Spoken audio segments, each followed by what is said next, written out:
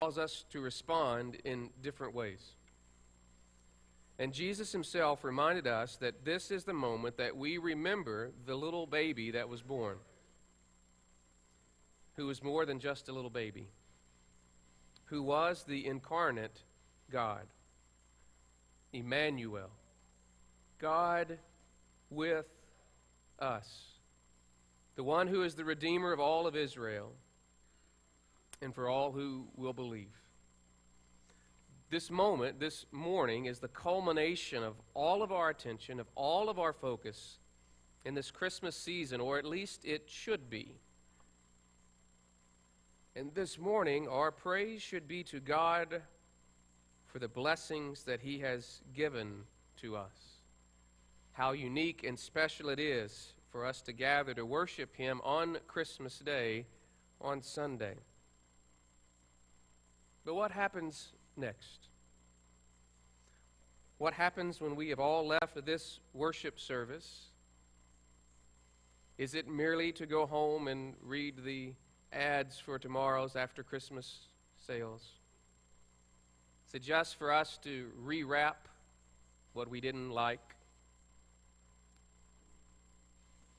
Or should there be something more?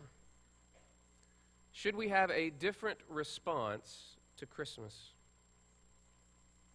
Every event in our lives has a tendency to produce a variety of responses. For instance, for everyone who cheers a touchdown by the home team, there are an equal number of fans in some other town collapsing in angst or disgust. For every markdown taken in the clearance aisle, a slice of the merchant's profit is dissolved. It would not be surprising then that this spectacularly unique moment of history of Christmas would elicit a wide variety of responses. As we explore them briefly this morning, I wonder if you will identify yourself among them. I'm trusting this morning that you are familiar with the Christmas story. You are familiar with some of the characters that are in play. If you are not, then I can encourage you to turn to the book of Luke in chapter 2 or Matthew as well and check out some of these characters that we will examine this afternoon. You may do that or a quiet moment tonight. There are 4 characters that we will examine this morning, and I do not expect anyone in this room to identify with our first character. The first character is the great king Herod.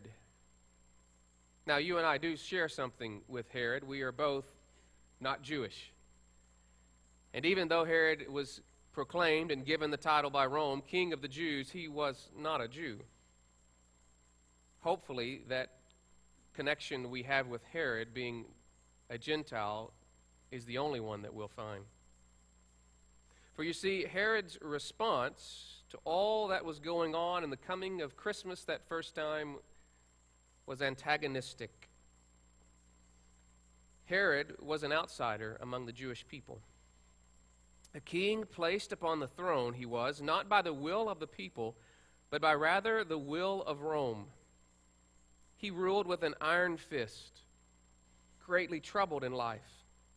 A man wanting to leave his mark on the world and tried to increase his popularity, well, by public work projects, including a very special one just for the Jews, the beautiful Temple Mount that you and I can even go today in Israel and see.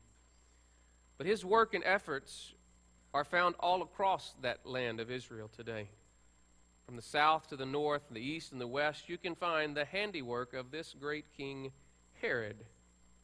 To see his mighty agricultural works. Even his own tomb is quite impressive along the landscape. Why was it that Herod was so antagonistic? Well, he was trying to show the world that he belonged as a person of power and a person of position. He had struggled as a ruler, as a man. He was given the position of king over that area, really a minor leader. But he was given that kingdom over Judea by the Romans, but he first had to commit to remove the current Parthian leader. And in fact, it was 3 long years of bitter war before Herod could actually take over the land that he had been given by the Romans because of the Parthians. So it was a struggle for him to become king, which certainly would lead to his response to the news of a newborn king. You recall his response to those wise men who came looking for the Messiah. Those wise men could have been Medes, but more than likely they were actually probably Parthians.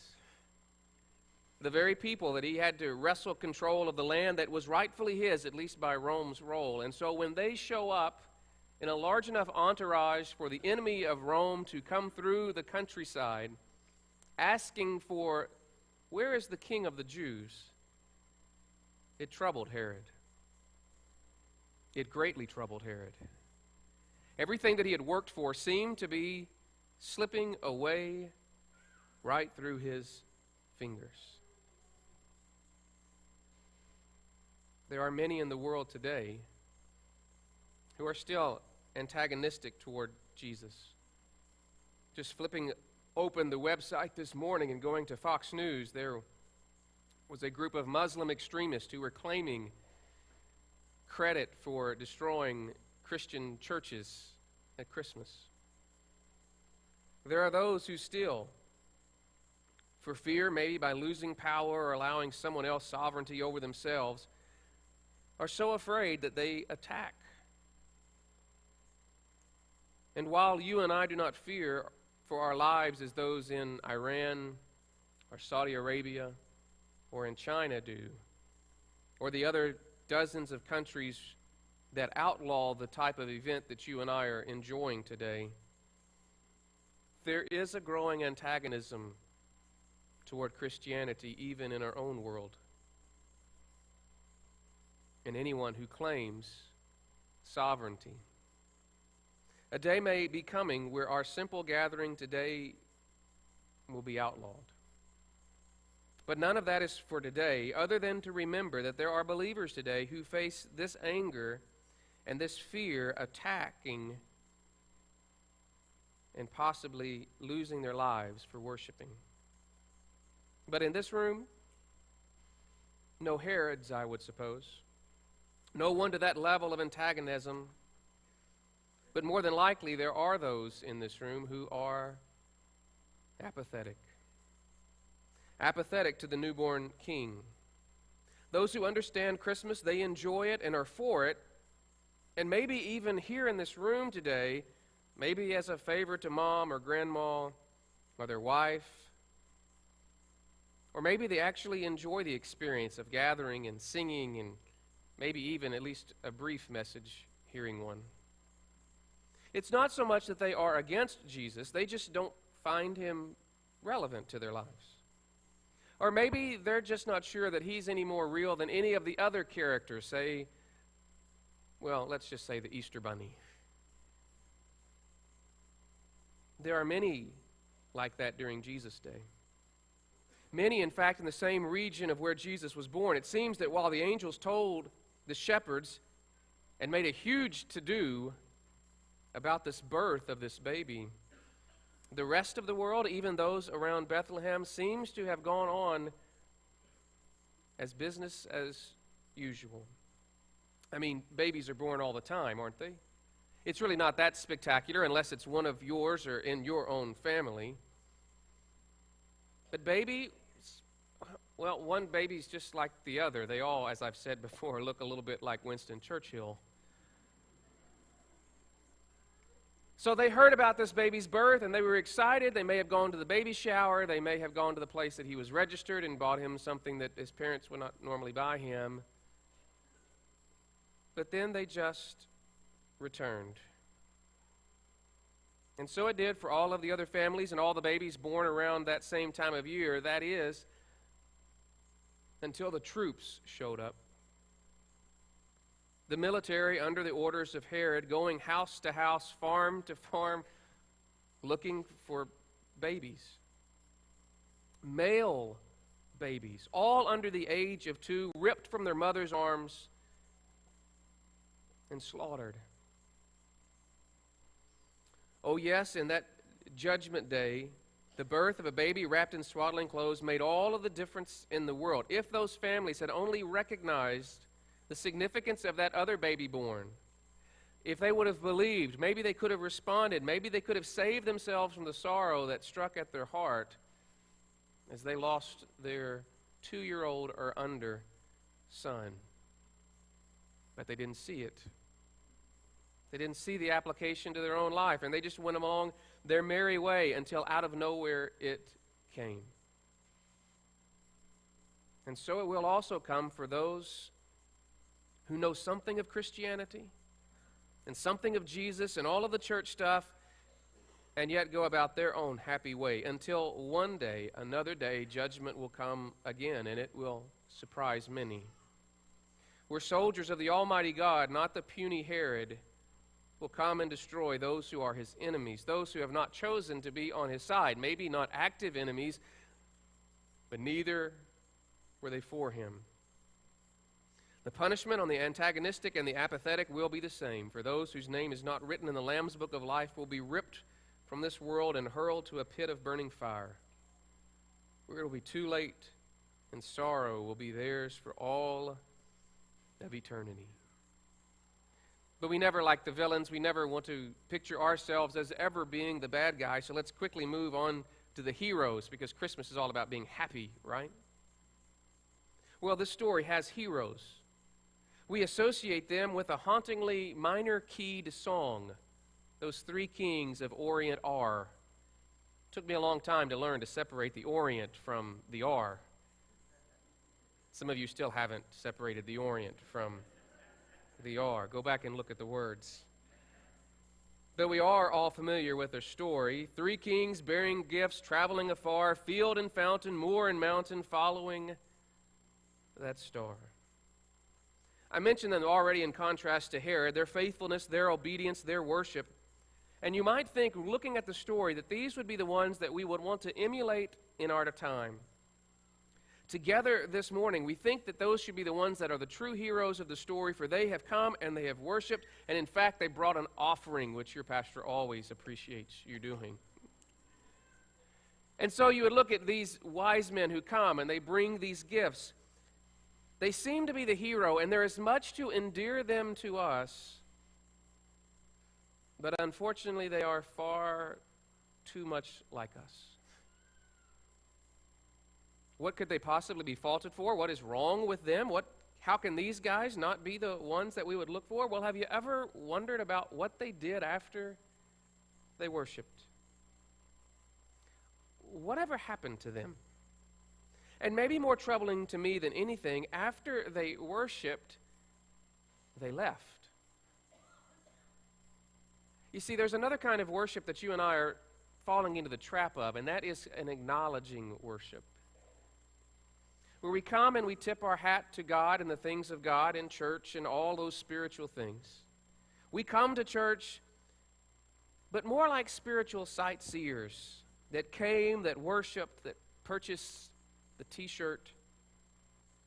Some suggest these guys went a long way to worship. It may have been at least a month or 30 days or so that they traveled.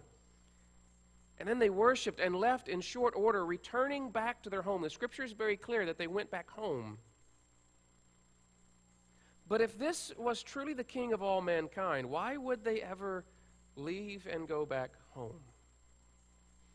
They saw a Jewish king, and they worshiped him out of respect, and they gave him all of the things that they should have given him, that God used. God allowed them to take those things, Joseph and Mary, and to sell them probably to finance a trip to Egypt to avoid the death of their own son. But they left. They acknowledged, and they left. There was a time in Jesus' ministry when many began to abandon him. And Jesus turns to his disciples and says to them, "Are you going to abandon me too? Are you leaving?" And one of them, looking around, speaks for the rest of them, saying, "Where would we go? Who else has the words of life?" Even though they worshipped, it was an acknowledging worship of these wise men. But far too much like us, we come and we worship and we leave. Oh, yes, we'll come back. Some of us many times. Some of you came back from last night. And you'll come back for a Wednesday night service, or maybe next week's, maybe a couple of times a month, or others you'll come back when the Easter lilies are out, and that's okay. Some don't recognize that we have other flowers besides just the red ones because that's all you see. Or maybe you'll come back when Uncle Fillmore passes away, but whatever it is of going back and forth, coming to a building is not really the point. This season I have been enamored with the story of Ebenezer Scrooge, maybe because I'm identifying more and more with him. I normally spend my Christmas movie watching time around White Christmas, or It's a Wonderful Life, or now, though secretly, I'm enjoying the Prep and Landing cartoon specials that are shown sometimes.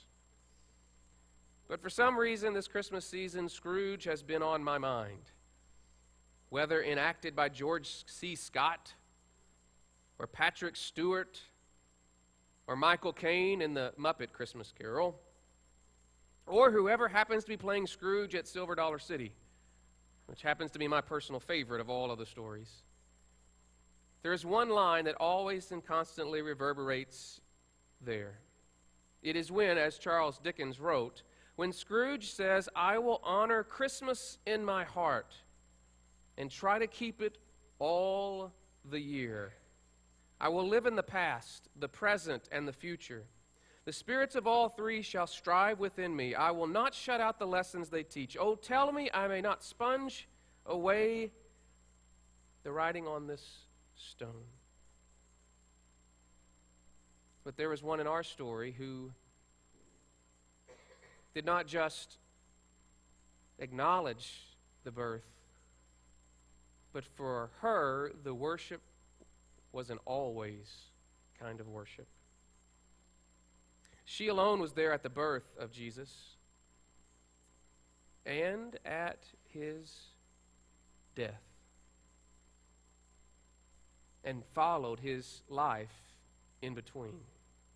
Like the fictional Ebenezer Scrooge, the real-life Mary, not the characterizations of her today, but the real one, kept her Christmas worship a constant in her life. She treasured the things that she saw, pondering them in her heart, and when all would abandon, even his disciples, when all would abandon, she would be there at the cross, an indication that she was there at the tomb, because her worship was an always worship.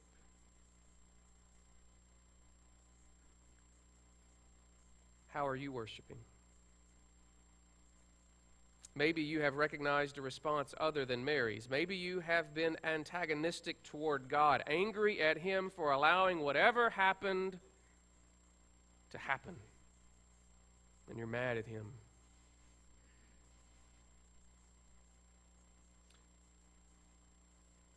But maybe today, your heart is softened. For he left a whole lot more to come and live among us, to be persecuted among us, so that he might take our sin away and grant us forgiveness. Yes, it may not be going your way today, but God has made a way in the middle of all of that for your redemption. And maybe today your heart is softened and you want to turn toward him. He will welcome you, forgive whatever you confess, and begin a loving relationship for you even when you have animosity toward him, because he still loves you. And proof of that is this tiny little baby who was God. Can you imagine if I were God? I'm not coming back as a baby and being burped by someone else. I'm not coming back as a baby and not even able to take care of my own bodily functions. I'm coming back as a bronze 33-year-old stud, wouldn't you? Maybe if you're a woman, maybe not, but... And yet our God came as a little baby to experience the pain, the separation, the dependency, all for us, for he knows what we go through, and there's nothing that you've gone through that he doesn't already understand, and is preparing you for another place. But you're probably not antagonistic. You probably, maybe, though, might be apathetic, neither warm nor cold, but today you sense a warming of your heart. Oh, allow that warmth to erupt into a passionate love for him. for you too are welcome, as his love for you has always been burning strong, even when yours is weak. Or maybe you realize you're giving of coming and going in worship, and you've acknowledged God in worship, but he has not been the always God for you. You come and you leave and you forget, but not today. You want this always type of worship to affect the way you treat your family, to affect the way that you do your business, the way that you do everything. It is not coming to the church every time the church is open, but it is being the church at all times for those in most desperate need. Or maybe today is a special day for some other type of commitment on Christmas Day. Maybe to join this fellowship, or to present yourself for baptism, never having done that. Or maybe to follow him in vocational calling. Or maybe you just want to worship him in prayer. We want you to worship him with an always kind of worship. Would you bow with me for prayer?